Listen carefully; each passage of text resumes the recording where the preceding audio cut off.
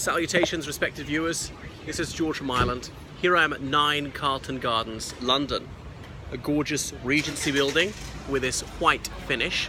And this was the German embassy to the Court of St. James from the late 19th century, Wilhelmine times.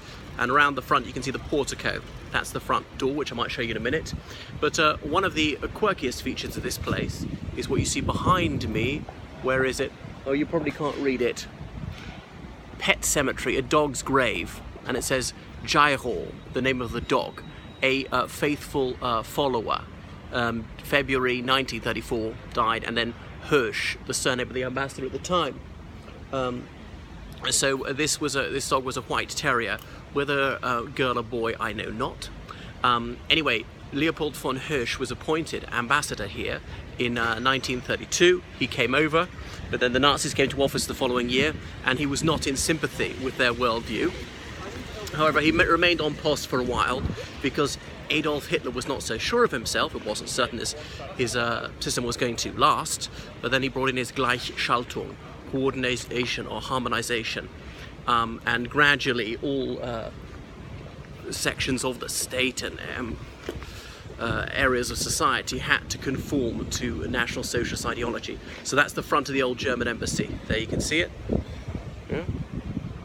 Pretty, don't you think? Anyway, and then Hirsch himself died in 1936 of a heart attack. I have heard it speculated that actually he was poisoned by Nazis.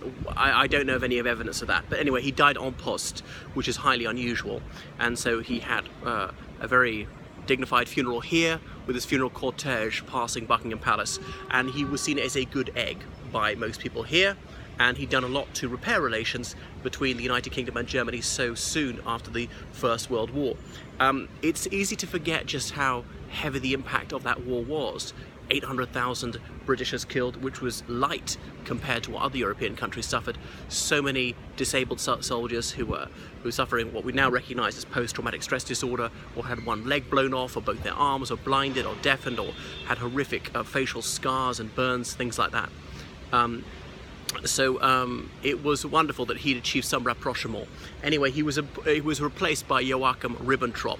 I'll call the blighter by his proper name. He was not von Ribbentrop. When he was 26, this man, Joachim Ribbentrop, had his aunt adopt him. She somehow had the aristocratic bit before her name. I can't quite call it a prefix, von, because it's not actually attached to the other word. So he started styling himself von Ribbentrop. I can't remember who said it was. Maybe it was Goebbels, one of his rivals. He bought his name, he married his money, he swindled his way into office. So von Ribbentrop was then the ambassador here, 1936 until 1938, if memory serves. He put his son down for Eton, was very miffed he didn't get in. He went to Westminster briefly. He was there with Tony Benn, poor young Ribbentrop, and who Flanders and Swan, and I can't think who else. Peter Ustinov, and obviously then they went back to Berlin in 1938. So Ribbentrop, he created a few gaffes by greeting King George V, or sorry, it would have been 6 by that stage, with Heil Hitler.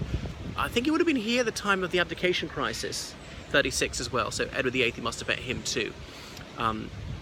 Seen as bad news, and rumours abounded that he had an extramarital liaison with Mrs. Wallace Simpson, that Mrs. Simpson who was married, an American woman married to a British-American guy, who then started having affairs with Edward VIII.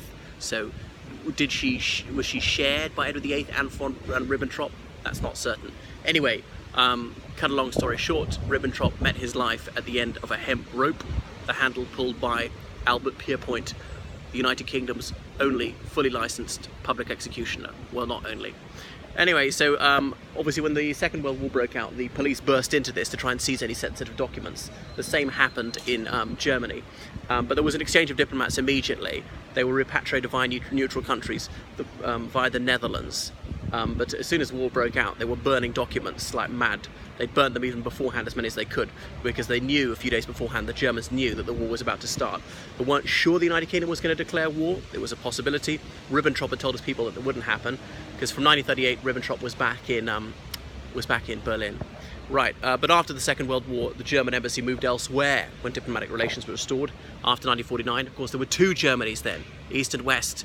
Federal Republic of Germany which is a democratic one, and the German Democratic Republic, which was the non-democratic one, the communist one, and they were both on Belgrave Square, where the modern one of united Germany is now. I'll switch it off now.